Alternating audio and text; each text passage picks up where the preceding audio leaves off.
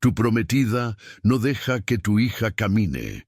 Reveló el niño pobre al millonario, un niño valiente, una niña que no podía caminar, y una prometida con un secreto oscuro. Cuando Santiago reveló la verdad que nadie quería ver, todo cambió. Esta es la historia de cómo la valentía de un niño salvó una vida. Quédate hasta el final. Si amas las historias de emoción, justicia y redención, este es tu lugar. Suscríbete al canal, deja tu like y activa la campanita. Nuevas historias que tocan tu corazón cada semana. Capítulo 1. La revelación del niño valiente. Santiago entró sin permiso. Sus palabras cortaron el aire. Tu prometida envenena a tu hija, Señor. Tu prometida no permite que tu hija camine. Las palabras de Santiago atravesaron el silencio de la oficina como una daga helada. Ricardo Méndez levantó la vista del contrato financiero que fingía revisar, y en ese instante preciso, el mundo que conocía se detuvo completamente. El niño de 11 años estaba frente a su escritorio de caoba, temblando de pies a cabeza, las mejillas morenas húmedas por lágrimas que no podía contener. Los puños pequeños apretados con tanta fuerza que los nudillos se habían puesto blancos. No había tocado la puerta, no había esperado permiso de la secretaria, no había seguido ningún protocolo. Simplemente había entrado con una verdad que ardía tanto en su pecho que no podía guardarla ni un segundo más.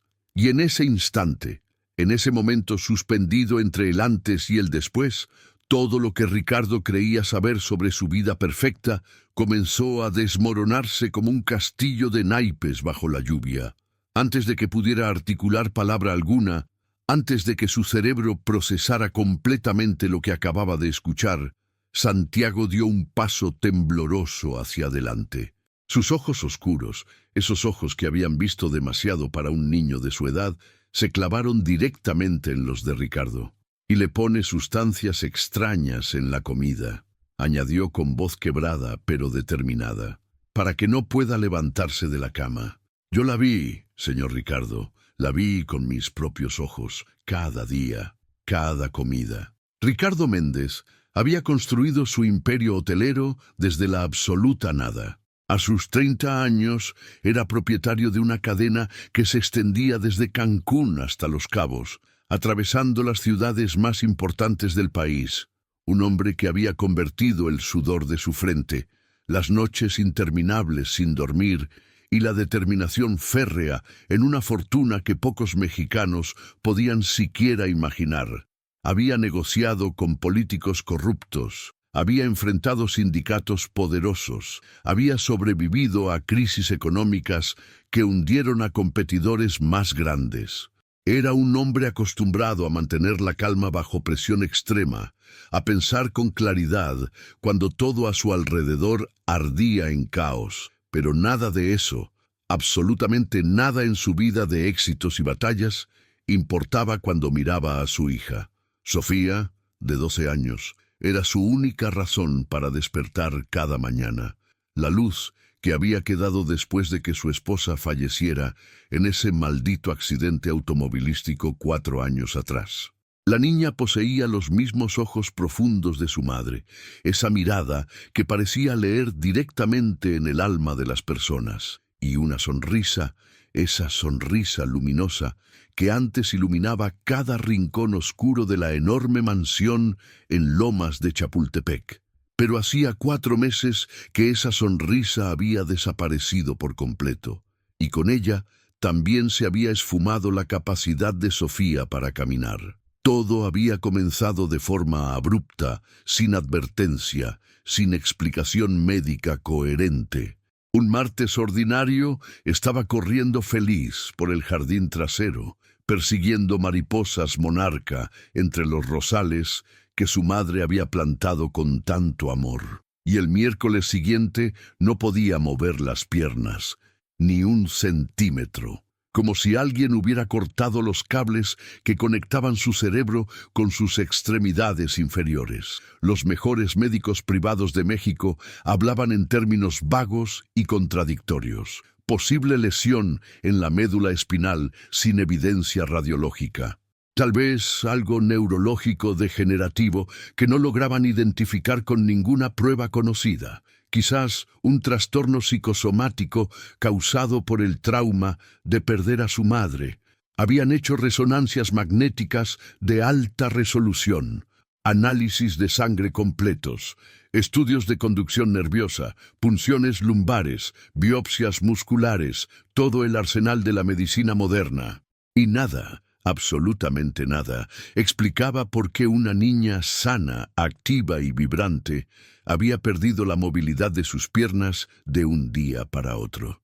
Desde entonces, la vida de Ricardo se había transformado en una sucesión interminable de hospitales, con olor a desinfectante, especialistas que cobraban fortunas por decir «no sé», y noches enteras en vela sentado junto a la cama de su hija, observándola dormir con ayuda de sedantes, preguntándose qué más podía hacer, a quién más podía consultar, cuánto dinero más podía gastar en búsqueda de respuestas. Fue precisamente en una de esas noches más oscuras, cuando la desesperación lo había llevado al borde del colapso, que conoció a Valeria.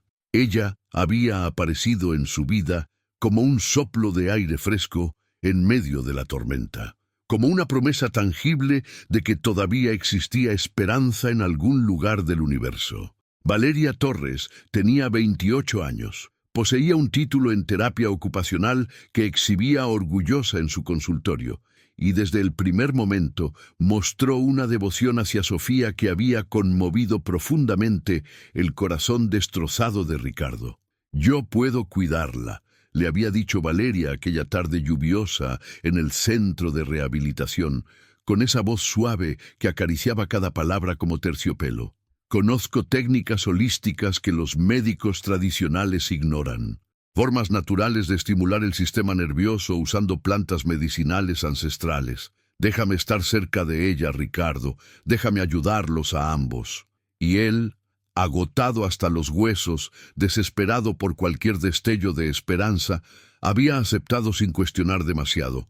En cuestión de 3 semanas, Valeria se había mudado a la mansión bajo la justificación razonable de que Sofía necesitaba atención constante las 24 horas. Y en cuestión de 2 meses se había convertido en su prometida, luciendo un anillo de diamantes que costaba más que un auto de lujo. La casa Méndez era una construcción imponente de 3 pisos en Lomas de Chapultepec. Jardines que se extendían hasta donde alcanzaba la vista, una fuente de cantera rosa en la entrada principal que había sido importada pieza por pieza desde Querétaro. Pero dentro de esos muros elegantes, la vida había perdido completamente su color. Sofía pasaba los días encerrada en su habitación del 2º piso, una suite amplia, con ventanales franceses que daban al jardín, que ahora parecía más una prisión dorada que un refugio. Valeria se había encargado de absolutamente todo: la alimentación especial, los ejercicios de rehabilitación, la medicación natural, las terapias alternativas caseras que preparaba con hierbas raras y aceites esenciales que traía de mercados especializados en Coyoacán. Ricardo había dejado de cuestionar. Confiaba ciegamente en ella, porque simplemente no le quedaban fuerzas emocionales para dudar de nadie más. Pero Santiago, el hijo de 11 años de Guadalupe, la empleada doméstica que llevaba 15 años trabajando fielmente en la casa, veía cosas que los adultos se negaban a ver. El niño era delgado como un junco, de piel morena clara y cabello negro siempre despeinado, sin importar cuánto lo peinara su madre.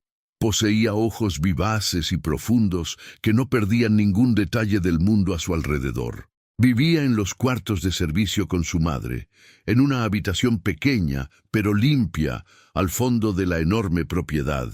Y aunque no tenía la educación formal de los niños ricos que iban a colegios privados en Polanco, Santiago poseía algo infinitamente más valioso: la capacidad de observar sin juzgar prematuramente, de escuchar sin interrumpir, de entender el lenguaje silencioso que va más allá de las palabras habladas. Santiago adoraba a Sofía con devoción de hermano, Antes del accidente que le costó la vida a la señora de la casa, solían jugar juntos durante horas en el jardín trasero. Él le enseñaba a trepar los árboles frutales sin caerse. Ella le enseñaba a leer mejor, compartiendo generosamente los libros de su biblioteca personal que ocupaba toda una pared. Eran amigos genuinos, esos amigos raros que no entienden de clases sociales ni de diferencias económicas, que simplemente se quieren porque sí. Y cuando Sofía dejó de caminar, algo profundo dentro del pecho de Santiago se rompió en 1000 pedazos. Se sentía completamente impotente, inútil, incapaz de hacer nada por la niña que había sido como una hermana para él, hasta que empezó a notar cosas extrañas, pequeños detalles que al principio parecían absolutamente insignificantes, pero que lentamente comenzaron a formar un patrón inquietante. Valeria entraba al cuarto de Sofía con bandejas hermosas llenas de comida orgánica y jugos naturales. Y cuando salía media hora después, la niña siempre parecía más cansada, más somnolienta, más débil, como si cada comida le robara energía en lugar de dársela. Una tarde de jueves, Santiago había subido las escaleras con un ramo desordenado de flores silvestres que había recogido del jardín. Quería alegrar a su amiga de alguna forma. La puerta del cuarto estaba entreabierta. Valeria siempre dejaba una rendija para escuchar si Sofía la necesitaba. Y lo que Santiago vio a través de esa rendija lo dejó completamente paralizado. Valeria estaba de pie junto a la cama, con un frasco pequeño en la mano derecha, transparente, lleno de un líquido que parecía agua común, pero que brillaba de forma diferente bajo la luz del sol que entraba por la ventana. Santiago la vio verter exactamente 3 gotas del contenido en el vaso de jugo de naranja, recién exprimido que Sofía tenía en la mesita de noche.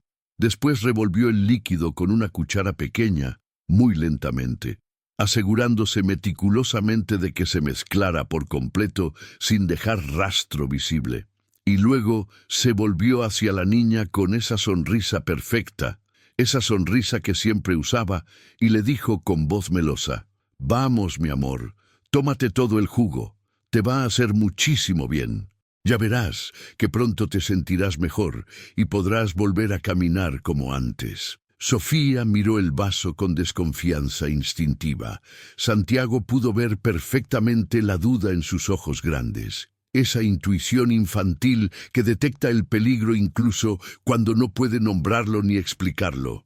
«No tengo sed», murmuró la niña con voz apenas audible. Valeria apretó los labios durante apenas un segundo antes de recuperar la sonrisa ensayada. «Si no te lo tomas, tu cuerpo no va a poder sanar correctamente. ¿Quieres quedarte así para siempre? ¿Quieres que tu papá siga sufriendo tanto por tu culpa?» Las palabras fueron suaves como algodón, pero el mensaje era brutal como un puñetazo. Sofía tomó el vaso con manos temblorosas y bebió hasta la última gota amarga. Santiago retrocedió en silencio absoluto, con el corazón latiéndole tan violentamente que temía que lo escucharan desde dentro del cuarto.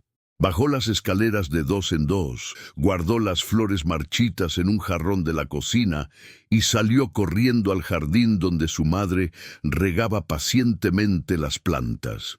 «Mamá», susurró desesperado, pero Guadalupe estaba concentrada en su trabajo, verificando que cada rosal recibiera la cantidad exacta de agua, y apenas lo miró con atención. Santiago supo en ese momento que su madre no le creería.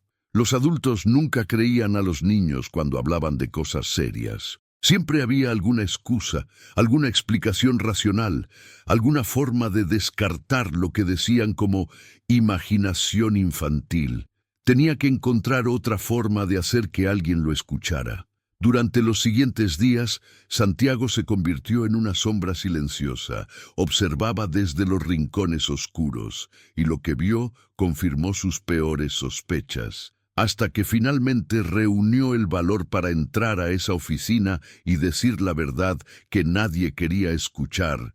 Si amas las historias de emoción, justicia y redención, este es tu lugar. Suscríbete al canal, deja tu like y activa la campanita. Nuevas historias que tocan tu corazón cada semana. Capítulo 2. Las pruebas del horror. A las 3 a.m., Ricardo entró al cuarto de terapias.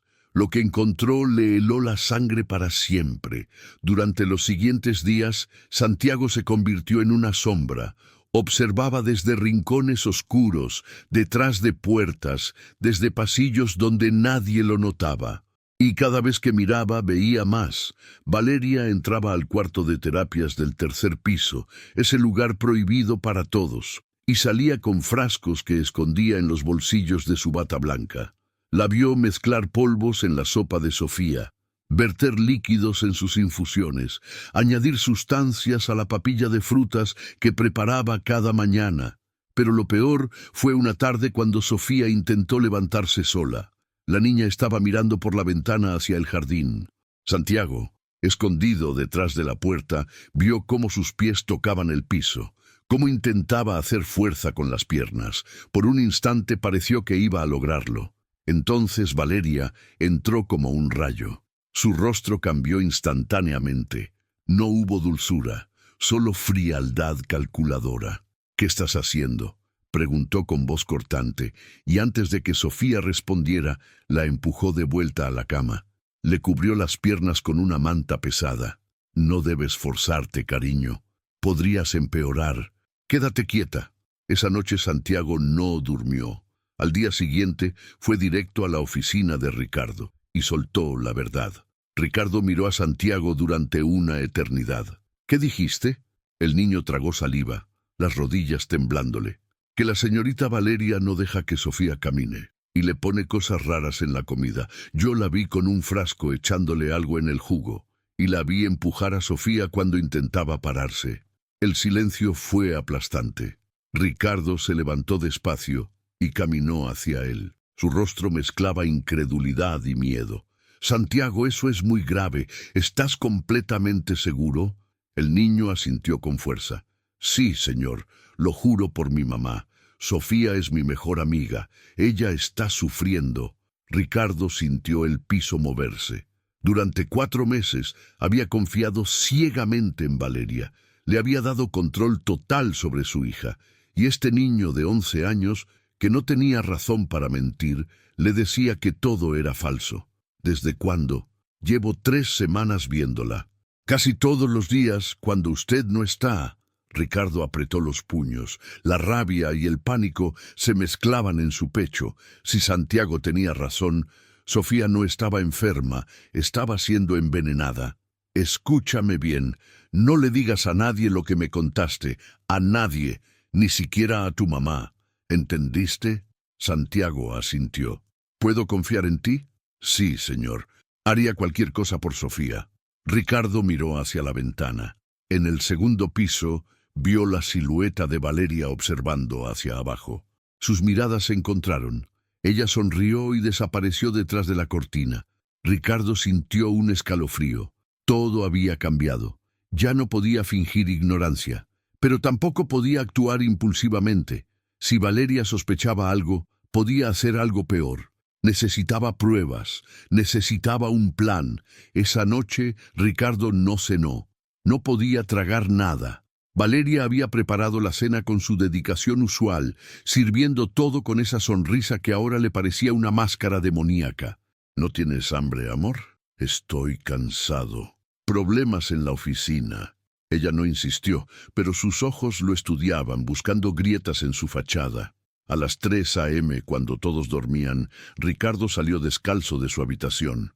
Caminó por el pasillo como un ladrón en su propia casa. Iba al cuarto de terapias. Valeria siempre había dicho que era su espacio privado sagrado, y él nunca había cuestionado eso. La puerta no estaba con llave. La perilla giró fácilmente. Entró despacio, iluminando solo con la luz del teléfono. El olor lo golpeó de inmediato. Alcohol medicinal, hierbas rancias, algo químico que le revolvió el estómago. Las paredes estaban cubiertas de estanterías llenas de frascos. Algunos tenían etiquetas escritas a mano: tónico nervioso, relajante muscular, sedante suave. Otros no tenían etiqueta alguna. Ricardo tomó un frasco sin identificar. El líquido era transparente pero más denso que el agua. El olor al destaparlo era metálico, desagradable. Lo dejó exactamente en su lugar. Sobre una mesa había cuadernos abiertos. Se acercó con el corazón martilleándole. Las páginas estaban llenas de anotaciones en letra de Valeria. Fechas, horarios, cantidades en mililitros, y junto a cada entrada observaciones escalofriantes. 15 sept. Respuesta lenta. Aumentar dosis 0.5 ml. 18 sept. Temblores leves. Reducir cantidad. 22 sept. Rechazó líquido. Próxima vez usar miel.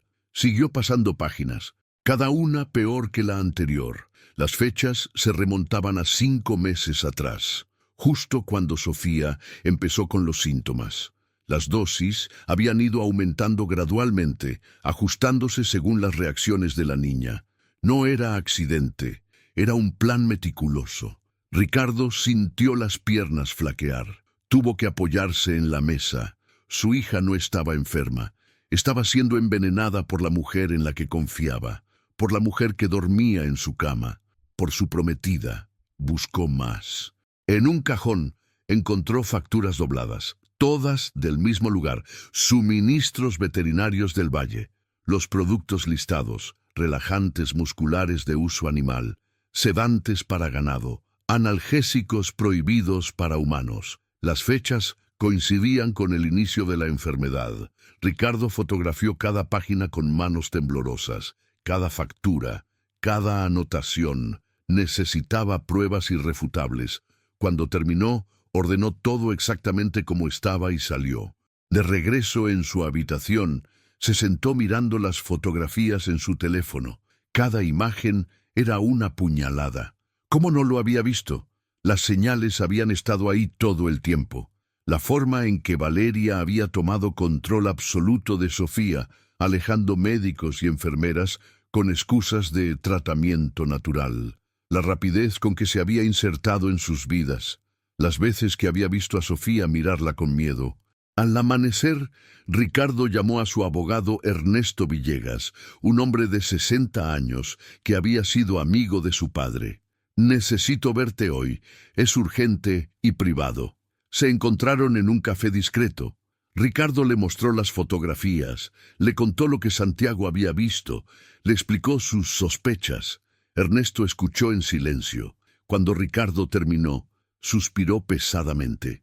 «Ricardo, esto es evidencia de intento de homicidio. No puedes manejarlo solo. Lo sé, pero no puedo ir directo a la policía. Si Valeria sospecha, podría lastimar a Sofía. Necesito un plan que proteja a mi hija primero». Ernesto asintió. «Necesitamos pruebas médicas, análisis de sangre que demuestren sustancias tóxicas en el organismo de Sofía. Sin eso, Valeria podría argumentar que los frascos son para otros fines. ¿Cómo hago eso sin que lo sepa? Ella controla todo. Necesitas a alguien de confianza, un médico que haga los análisis discretamente». Ricardo pensó de inmediato en la doctora Elena Ramírez, la pediatra de Sofía desde bebé, una mujer seria que siempre había mostrado cariño genuino por su hija. «Conozco a alguien». La llamada a Elena fue breve pero efectiva. «Elena, necesito tu ayuda urgente. Es sobre Sofía. No puedo explicar por teléfono». Ella detectó la urgencia y aceptó verse esa tarde. Cuando Ricardo le mostró las fotografías y explicó sus sospechas, Elena palideció. «Dios mío, Ricardo. Si esto es cierto, Sofía ha estado siendo drogada sistemáticamente durante meses. Los daños podrían ser graves». «¿Qué tan graves?» «Depende de las sustancias y cantidades. Relajantes musculares prolongados pueden causar daño neurológico permanente». Ricardo sintió que se le cerraba la garganta. «Necesito que la examines, que tomes muestras de sangre sin que Valeria lo sepa». Elena asintió. «Lo haré, pero tenemos que ser cuidadosos. Si esta mujer es capaz de esto, no sabemos hasta dónde puede llegar». Los siguientes 2 días fueron tortura. Ricardo actuaba normal frente a Valeria. Sonreía.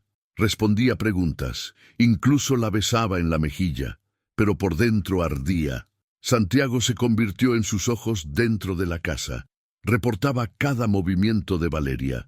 La oportunidad llegó un miércoles. Valeria tenía cita con su madre al otro lado de la ciudad. Volveré en 3 horas.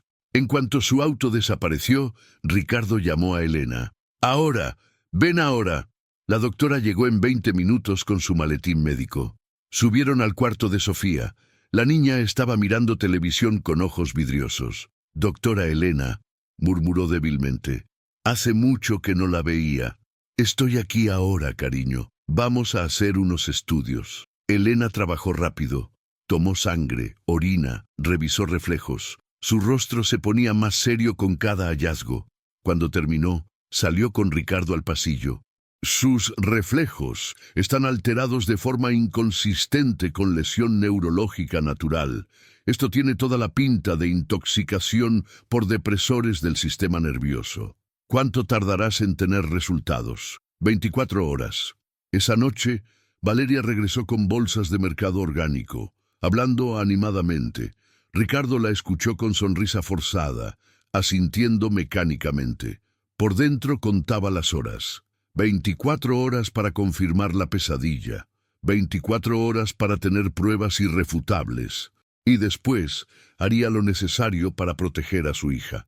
El teléfono de Ricardo vibró exactamente 23 horas después. Era Elena. Tengo los resultados. Y no son buenos. Ahora venía lo más peligroso. Confrontar a Valeria y sacar a Sofía de la casa sin que sospechara. Capítulo 3. La verdad. Sale a la luz. Los análisis confirmaron lo peor. Veneno en su sangre. Ahora Ricardo debía confrontar al monstruo. El teléfono de Ricardo vibró exactamente 23 horas después.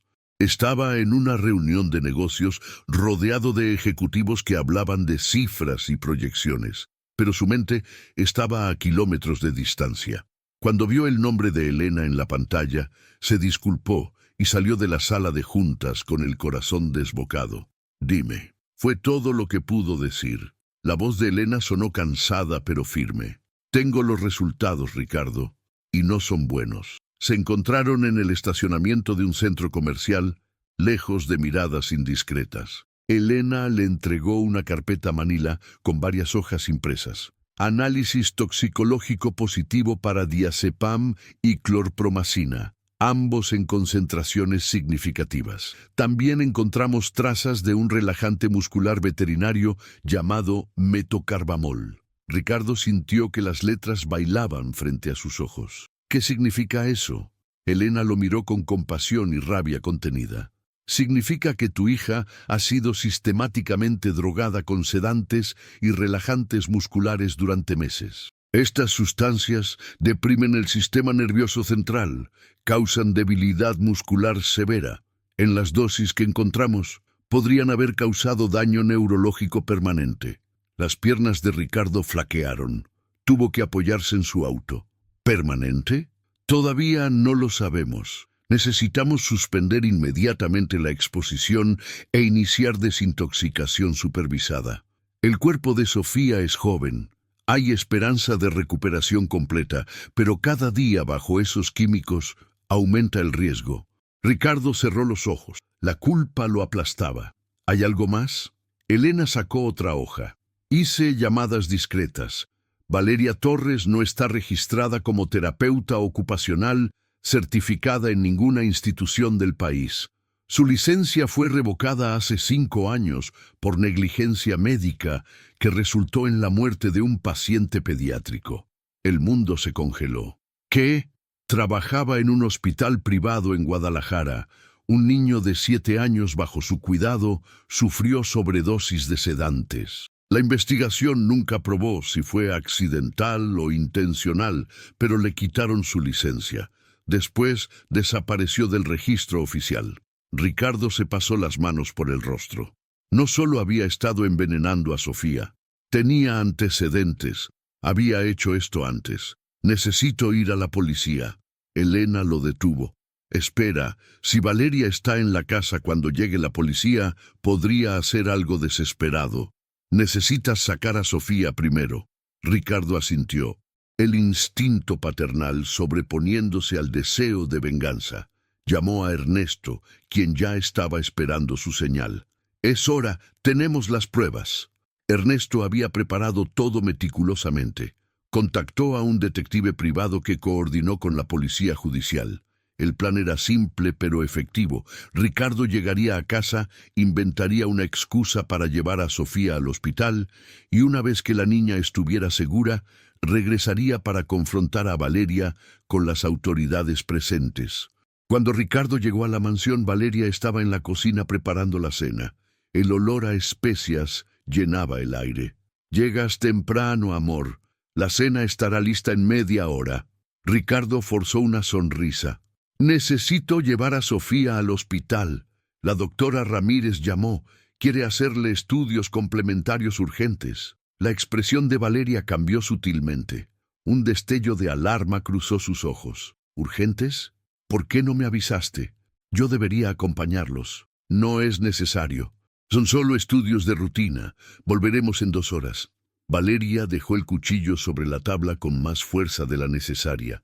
«Insisto en ir. Yo conozco el historial médico de Sofía mejor que nadie». Había tensión en su voz, una nota de control. «Quédate», dijo Ricardo con firmeza. «La cena se arruinará. Cuando regrese, la disfrutaremos juntos». Se sostuvieron la mirada durante segundos eternos. Finalmente, Valeria asintió lentamente. «Como quieras». Ricardo subió las escaleras con el corazón desbocado. Entró al cuarto de Sofía y la encontró dormitando, pálida contra las almohadas. «Princesa, necesito que te vistas. Vamos a salir». Sofía abrió los ojos con dificultad. «¿A dónde, papá?» «A un lugar donde vas a estar mejor. Confía en mí». Había urgencia en su voz que la niña no había escuchado antes. Obedeció sin preguntas. Ricardo la cargó en brazos. Al bajar las escaleras, Valeria estaba al pie, bloqueando el camino. «¿Qué está pasando, Ricardo? Apártate. No hasta que me digas qué está pasando. ¿Por qué actúas tan extraño?» Ricardo dio un paso hacia ella. «Sé lo que has estado haciendo. Sé lo que le has dado a mi hija». El color desapareció del rostro de Valeria. Por un momento pareció que iba a negarlo, pero entonces su expresión cambió completamente.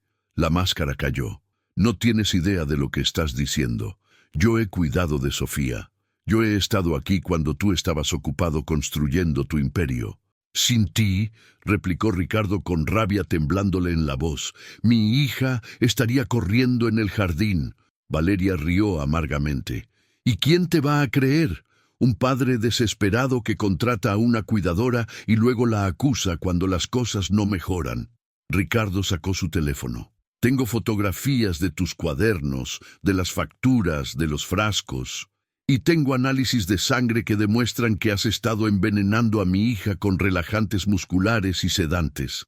La confianza de Valeria se resquebrajó. «Yo solo quería ayudar. Las dosis eran terapéuticas». «Mentirosa». La voz vino de las escaleras. Santiago estaba ahí, temblando pero valiente, con Guadalupe detrás. «Yo la vi. La vi echarle cosas en la comida cuando pensaba que nadie miraba. La vi empujar a Sofía de vuelta a la cama cuando intentaba pararse. Usted nunca quiso que se curara». Valeria miró al niño con odio puro. Tú arruinaste todo». En ese momento, el timbre sonó. «¡Está abierto!», gritó Ricardo sin apartar la vista de Valeria. Entraron 3 oficiales de policía y el detective. «¿Valeria Torres?» Ella no respondió. «Está bajo arresto por intento de homicidio y abuso infantil». Mientras le colocaban las esposas, Valeria se volvió una última vez. «Tú me necesitas, Ricardo. Sin mí no sabes cómo cuidarla. Volverás a buscarme». Ricardo la miró con frialdad. «Lo único que necesito es que nunca más te acerques a mi hija». La puerta se cerró tras ella. El silencio que quedó fue diferente. No era el silencio pesado de la enfermedad. Era uno más ligero, lleno de posibilidad. Sofía, que había presenciado todo desde los brazos de su padre, susurró: «Papá, ya no voy a tomar más medicinas». Ricardo sintió lágrimas llenándole los ojos. «No, princesa, no más. ¿Voy a poder volver a caminar?». Él la abrazó con fuerza. «Sí, mi amor, Vas a volver a correr, a saltar, a jugar en el jardín con Santiago, te lo prometo. Santiago se acercó tímidamente. Señor Ricardo, ¿Sofía va a estar bien? Ricardo miró al niño que había tenido el valor de hablar cuando nadie más lo hacía. Gracias a ti, Santiago. Gracias por ser valiente. Gracias por cuidar de mi hija cuando yo no lo estaba haciendo. El niño se sonrojó. Sofía es mi mejor amiga. Haría cualquier cosa por ella. Ricardo se arrodilló para estar a su altura. Eres un héroe. Nunca lo olvides. Esa noche, mientras Sofía dormía en una habitación del hospital ABC, bajo supervisión médica, Ricardo se quedó a su lado. Le tomó la mano y le prometió que nunca más volvería a fallarle. Los próximos días serían difíciles. La desintoxicación, la fisioterapia, la recuperación, pero por primera vez en meses había esperanza. Y todo gracias a un niño de 11 años que se atrevió a decir la verdad. 3 semanas después, Sofía estaba en el hospital desintoxicándose. Había momentos de dolor insoportable, noches de desesperanza, pero también había algo más, los primeros movimientos en los dedos de los pies y la promesa de que pronto volvería a caminar. Capítulo 4. El camino a la recuperación. Sofía pasó semanas desintoxicándose. Luego un día dio sus primeros pasos y todo cambió para siempre. Los siguientes meses fueron un viaje largo y doloroso. Sofía pasó 3 semanas en el hospital ABC bajo supervisión médica constante, mientras su cuerpo se desintoxicaba de los químicos que Valeria había estado administrándole sistemáticamente. Hubo momentos terribles, noches en las que el dolor era insoportable mientras su sistema nervioso se reajustaba. Días en los que la desesperanza amenazaba con aplastarlos a ambos. Ricardo no se apartó de su lado ni un segundo. Dormía en una silla incómoda junto a su cama. Le sostenía la mano durante los temblores. Le secaba las lágrimas cuando el dolor era demasiado. «Duele, papá», sollozaba Sofía en las madrugadas oscuras. «Duele mucho. Lo sé, princesa, pero va a pasar. Te lo prometo. Va a pasar». Santiago la visitaba todos los días después de la escuela. Traía dibujos que hacía en clase, cuentos que escribía para ella, flores silvestres del jardín de la mansión. «Mira, Sophie», decía mostrándole un dibujo de los dos jugando bajo el sol. «Cuando salgas de aquí, vamos a volver a trepar árboles, como antes». Y Sofía sonreía débilmente, aferrándose a esa promesa. La doctora Elena supervisaba cada etapa del proceso con dedicación absoluta. Monitoreaba los análisis de sangre diarios, ajustaba los medicamentos de desintoxicación, coordinaba con especialistas. «Su cuerpo está respondiendo bien», le dijo a Ricardo una tarde. «Los niveles de toxinas están bajando consistentemente, pero la recuperación muscular será lenta. Necesitará fisioterapia intensiva». La fisioterapia comenzó apenas los médicos lo autorizaron.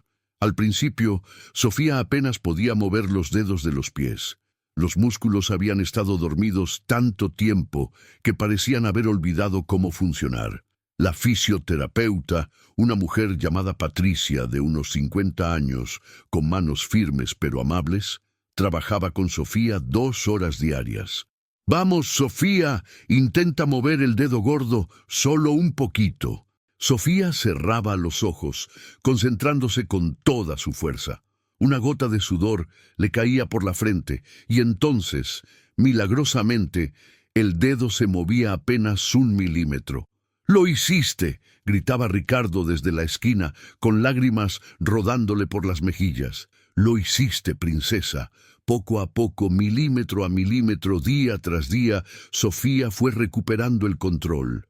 Primero los dedos, luego los tobillos, después las rodillas, finalmente los muslos. Cada pequeño progreso era celebrado como el milagro que realmente era. 3 meses después del arresto de Valeria, Sofía dio sus primeros pasos tambaleantes. Se sostenía de las barras paralelas en la sala de terapia, con las piernas temblándole como gelatina.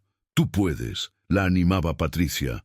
«Un paso, solo uno». Ricardo observaba con el corazón en la garganta. las manos entrelazadas tan fuerte que los nudillos estaban blancos. Sofía respiró hondo, levantó el pie derecho, lo movió hacia adelante 30 centímetros, lo plantó firmemente, luego el izquierdo, un paso, 2 pasos, 3. Ricardo lloró abiertamente, sin vergüenza, viendo a su hija luchar con cada fibra de su ser por recuperar lo que le habían robado tan cruelmente. Santiago, que había insistido en estar presente, saltaba de alegría. «Lo estás haciendo, Sophie, lo estás haciendo». Y Sofía, con lágrimas de esfuerzo y triunfo rodándole por las mejillas, sonrió por primera vez en meses. Una sonrisa genuina que iluminó toda la habitación. El juicio de Valeria Torres fue rápido pero devastador. Las pruebas eran abrumadoras. Los análisis toxicológicos, las fotografías de los cuadernos con anotaciones detalladas, las facturas de suministros veterinarios, el testimonio valiente de Santiago, los antecedentes que salieron a la luz durante la investigación. El detective había descubierto que antes de Ricardo, Valeria había estado involucrada con otros 2 hombres adinerados cuyos hijos también habían sufrido enfermedades misteriosas inexplicables. En ambos casos, ella había desaparecido antes de que pudieran probar algo concreto, pero esta vez no hubo escapatoria. Durante el juicio, Valeria alternaba entre negarlo todo y justificarse con excusas patéticas. «Solo quería ayudar», decía con voz quebrada. Las dosis eran controladas. Era para relajar sus músculos. Pero los peritos médicos demostraron que las cantidades administradas eran peligrosamente altas, que el patrón era consistente con envenenamiento intencional, que había premeditación y sistematicidad. Cuando el juez leyó la sentencia, 18 años de prisión, Valeria se desmoronó, gritó, lloró, acusó a Ricardo de arruinar su vida. Ricardo la miró desde el estrado sin una pizca de compasión. Ella había intentado destruir a su hija. Había jugado con la vida de una niña inocente por razones que ni siquiera los psicólogos forenses pudieron explicar completamente. ¿Control? ¿Poder? ¿Alguna enfermedad mental retorcida? No importaba. La justicia se había hecho. 6 meses después del inicio de la pesadilla, en una tarde de primavera con el jardín florecido y el sol brillando cálido, Sofía corrió. No fueron pasos vacilantes ni intentos tímidos. Corrió con las piernas fuertes y la risa sonora y clara, persiguiendo a Santiago entre los rosales que su madre había plantado años atrás. «No puedes atraparme», gritaba Santiago riendo. «Sí puedo», respondía Sofía, con el cabello volando detrás de ella como una bandera de victoria. Ricardo los observaba desde la terraza con Guadalupe a su lado. La mujer se secaba los ojos con el delantal. «Gracias», le dijo Ricardo. «Gracias por criar a un hijo que tiene el coraje de hacer lo correcto, incluso cuando es difícil». Guadalupe sonrió humildemente. «Santiago solo ama a Sofía como a una hermana. Hizo lo que cualquiera debería hacer, proteger a quien necesita protección». Ricardo asintió, pero sabía que no era tan simple. En un mundo donde los adultos a menudo ignoran a los niños, donde las apariencias importan más que la verdad, Santiago había elegido hablar, y esa elección había salvado la vida de Sofía. Esa noche, cuando Ricardo arropó a su hija en la cama, en su propia casa, libre de venenos y de pesadillas, ella lo miró con esos ojos oscuros tan parecidos a los de su madre. «Papá, ¿puedo preguntarte algo?» «Lo que quieras, princesa». «¿Por qué esa señora quería hacerme daño? Yo nunca le hice nada malo». Ricardo sintió el corazón comprimirse. ¿Cómo explicarle a una niña de 12 años que hay personas en el mundo cuyo interior está roto de formas invisibles? Que hay gente que lastima a otros no por lo que hicieron, sino por la oscuridad que vive dentro de ellas. «A veces», dijo finalmente, eligiendo las palabras con cuidado, «hay personas que tienen tanto dolor dentro que lo único que saben hacer es pasarlo a otros. No es tu culpa, nunca lo fue. Y quiero que sepas algo muy importante. Se inclinó para mirarla directamente a los ojos. Tú eres fuerte, Sofía. Sobreviviste a algo que muchos no habrían superado. Y no solo sobreviviste, estás prosperando. Estás viva, estás aquí, estás conmigo. Y eso es lo único que importa. Sofía lo abrazó con fuerza. Te quiero, papá. Yo también te quiero, princesa, más de lo que las palabras pueden expresar. Mientras bajaba las escaleras después de que Sofía se durmiera, Ricardo se detuvo frente a una fotografía enmarcada en la pared del pasillo. Era de él, de su esposa fallecida y de Sofía cuando era apenas una bebé. Miró el rostro de su esposa, esa sonrisa que había iluminado sus días, y sintió su presencia como si estuviera a su lado. Lo logré, susurró. Nuestra bebé está a salvo. Está bien, y voy a asegurarme de que siempre lo esté. La casa estaba en silencio, pero era un silencio bueno, lleno de paz, lleno de promesas de mañanas mejores. Afuera, la luna iluminaba el jardín donde mañana Sofía volvería a jugar, donde correría libre, donde sería simplemente una niña de 12 años sin preocupaciones. Ricardo supo, con una certeza que le llenaba el pecho, que nunca más permitiría que nadie lastimara a su hija. Había aprendido la lección más dolorosa de su vida, que el amor no es suficiente si no va acompañado de atención, de vigilancia, de estar verdaderamente presente. Y esa era una lección que nunca olvidaría. Al día siguiente, Ricardo llamó a Santiago a su oficina.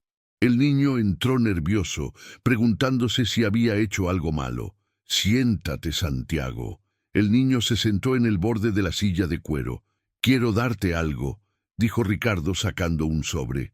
No necesito nada, señor. No es por necesidad, es por gratitud. Salvaste la vida de mi hija, eso no tiene precio, pero quiero asegurarme de que tu futuro esté garantizado. Dentro del sobre había documentos legales. Ricardo había establecido un fondo fiduciario para la educación de Santiago. Universidad completa pagada, maestría si la quería, todo cubierto. Señor Ricardo, yo no... Tú me diste de vuelta a mi hija, déjame darte esto. Santiago lloró, y por primera vez en su vida se sintió verdaderamente valorado, porque había hecho algo extraordinario, y alguien lo había notado. Esa tarde los tres, Ricardo, Sofía y Santiago, plantaron un rosal nuevo en el jardín. Este es el rosal de la verdad, declaró Sofía, para recordar que siempre hay que decir la verdad, incluso cuando da miedo. Y mientras el sol se ponía sobre la Ciudad de México, tres personas que habían sobrevivido juntos a la oscuridad miraban hacia el futuro, un futuro lleno de luz. Fin de la historia. Si amas las historias de emoción, justicia y redención, este es tu lugar. Suscríbete al canal, deja tu like y activa la campanita. Nuevas historias que tocan tu corazón cada semana.